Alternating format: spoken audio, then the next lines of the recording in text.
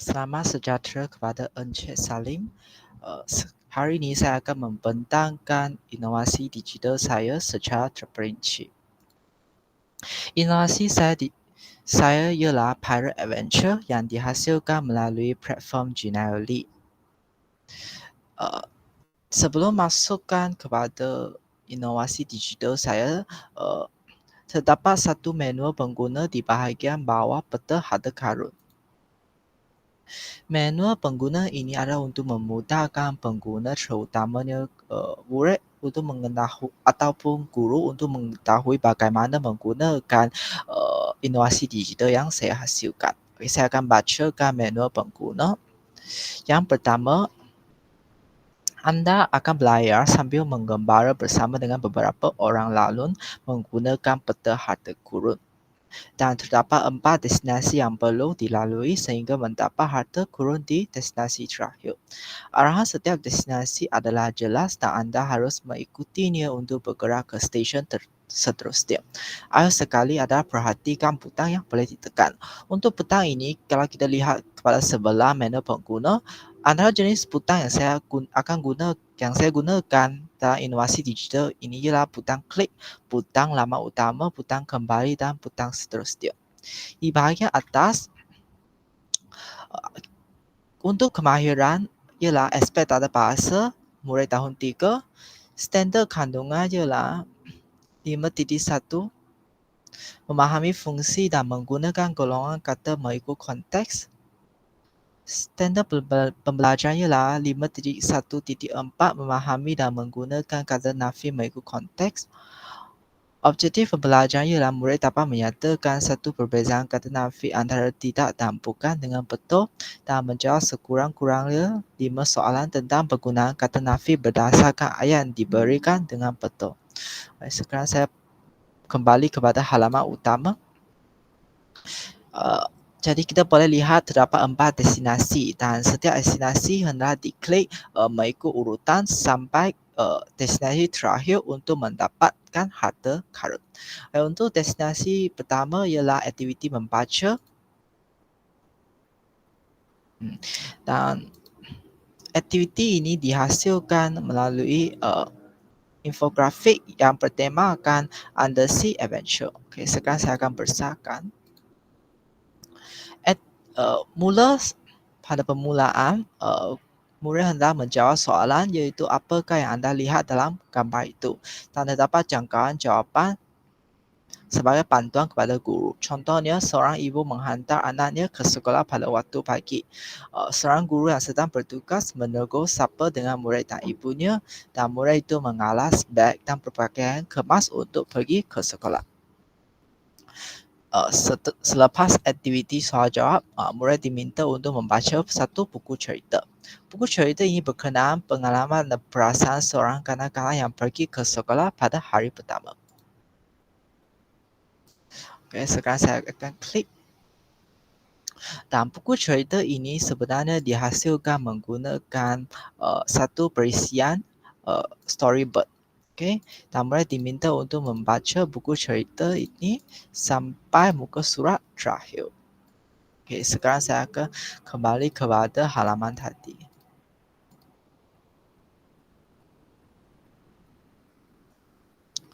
Okay. Okay, selepas murid telah melakukan aktiviti membaca, okay, guru boleh bertanyakan apakah perasaan dan pandangan mereka terhadap buku cerita tersebut. Dan guru boleh memberikan satu bintang kalau murid berjaya melaksanakan tugasan seperti membaca buku cerita, kongsikan perasaan dan kongsikan pandangan. Okay. Dan sebagai pengetahuan semua, sebenarnya murid-murid boleh bukakan audio music yang saya sediakan.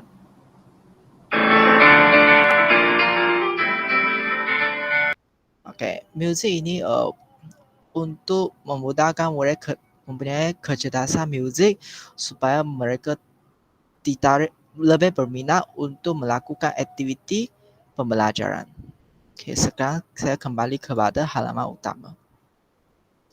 Selepas aktiviti membaca, murid akan sambungkan ke aktiviti memahami yang di bawah tema wish compact. Okey.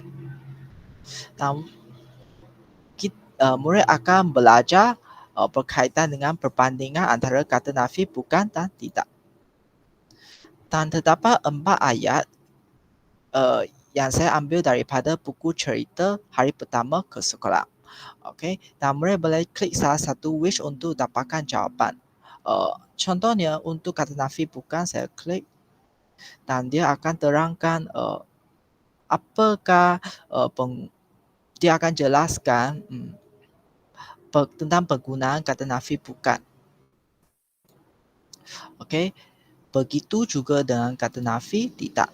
Okey, terdapat penjelasan tentang penggunaan kata nafi tidak. Jadi boleh kita lihat di sini sebenarnya saya sedang menggunakan pendekatan deduktif. Okey, daripada contoh ayat sampai kepada penggunaan kata nafi. Okey. Okey. Lepas tu kita akan pergi ke aktiviti ketiga iaitu kembang.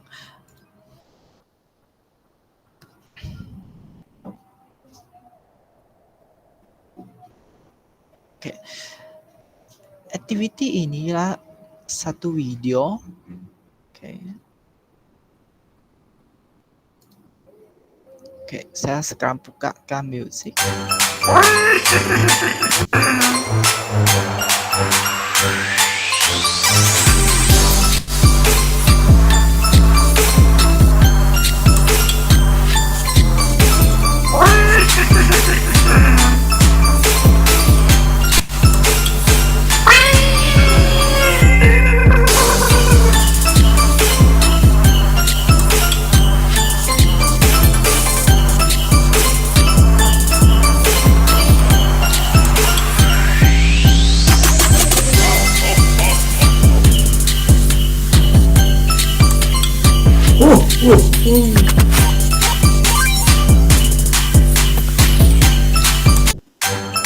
Okey, itu saja. Jadi video ini murid akan belajar apakah itu kata nafi, bagaimanakah menggunakan kata nafi bukan dan tidak, dan juga contoh ayat tentang penggunaan kata nafi. Baik, jadi itulah sesuai dengan aktiviti saya iaitu aktiviti mengembangkan ilmu pengetahuan murid sebagai jadi saya gunakan pendekatan konstruktivisme. Baik, untuk aktiviti terakhir iaitu pentaksiran. Aktiviti ini bernama Halloween Escape. Okey. Sekarang saya akan mulakan. Terdapat 4 rumah yang perlu anda kunjungi. Anda hendaklah mengunjungi rumah satu demi satu untuk mendapatkan gula-gula. Jawab setiap soalan yang ditanya oleh pemilik rumah untuk mendapatkan gula-gula daripada mereka. Anda akan dikira berjaya apabila dapat mengumpul 4 jenis gula-gula yang berbeza. Okey, teruskan. Okey, untuk rumah pertama ialah rumah ahli sihir. Arahannya ialah pandangkan kata nafi dengan penggunaan yang betul. Okay, saya ketuk rumah ahli sihir dan soalan kuis pertama ialah kata nafi tidak digunakan di hadapan apa? Kata nama atau kata kerja? Jadi jawapan yang betul ialah kata kerja. Okay. Kalau murid telah tekan jawapan yang salah, contohnya tidak digunakan di hadapan kata nama, murid boleh cuba semula. Okay. Kata nafi tidak digunakan di hadapan yang betul ialah kata adjektif. Okay. Kata nafi bukan digunakan di hadapan kata nama. Okay. Tanya, jadikan hari ini lebih baik dari semalam. Dan saya sedang masukkan satu ayat motivasi sebagai pengetahuan murid. Okay. Sekarang saya sambung. Jadi kita telah mendapat satu gula yang berwarna ungu. Okay. Sekarang kita pergi ke rumah serigala. Arahannya adalah pilih kata nafi yang betul berdasarkan ayat yang diberikan. Saya ketuk rumah serigala. Soalan pertama. Ruang Amira yang menconteng buku Farhana. Jawapannya ialah bukan. Nenek Clarence tidak pandai memasak. Perempuan itu bukan tunang abang saya. Baiklah, sekarang saya sambung. dan saya telah mendapat gula yang kedua. Okay, untuk rumah ketiga ya rumah Frankenstein. Arahannya adalah pilih betul atau salah berdasarkan penggunaan kata nafi dalam ayat. Jadi saya ketuk rumah dan soalan pertama ialah Hoji tidak datang ke rumah saya semalam kerana hujan. Jawapannya ialah betul. Orang yang menelpon kamu bukan saya tetapi Alvin. Jawapannya ialah betul.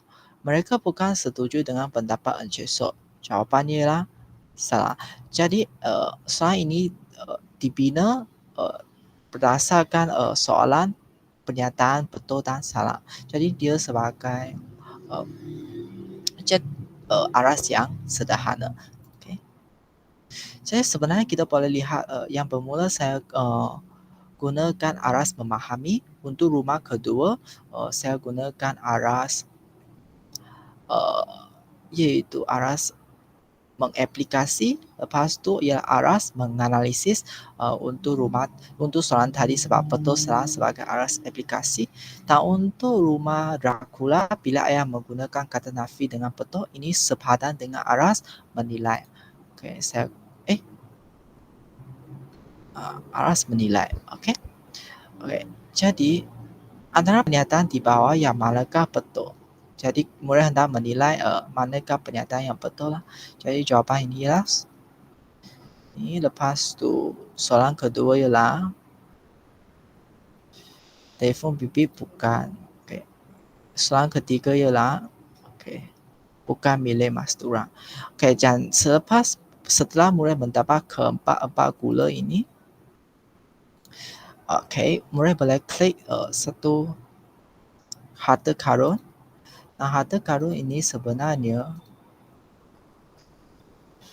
merupakan satu PDF iaitu sijil pernyataan. Saya dah menghasilkan satu sijil pernyataan sebagai motivasi dan memberikan ucapan tanya kerana mereka telah mengikuti program Pirate Adventure ataupun menggunakan inovasi digital yang saya hasilkan. Baiklah, sekarang saya kembali kepada halaman utama. Itulah inovasi digital yang saya hasilkan. Sekarang saya akan terangkan inovasi digital saya menggunakan modal pembelajaran triological.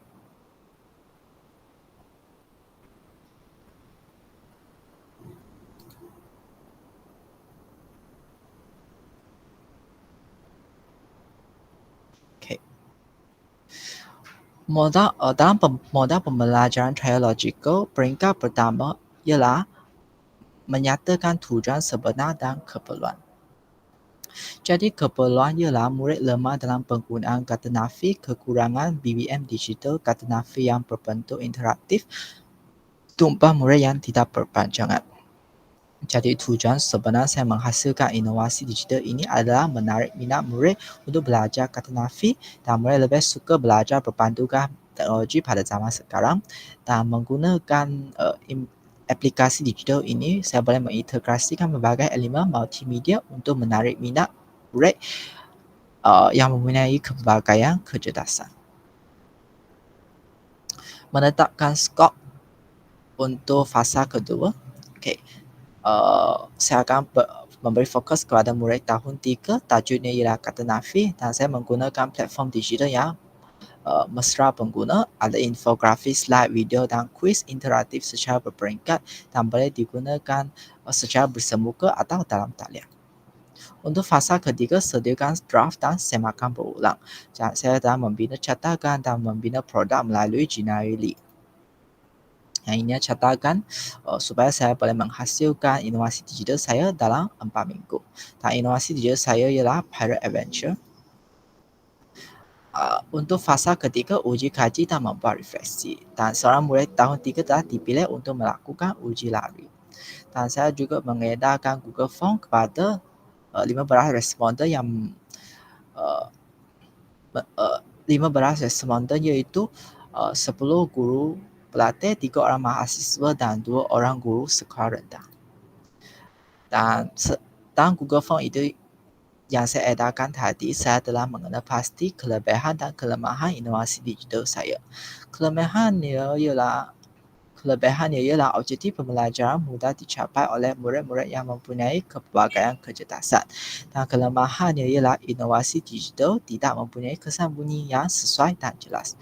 Dan saya telah melakukan pembunyian dan spesifikasi iaitu dalam fasa keempat.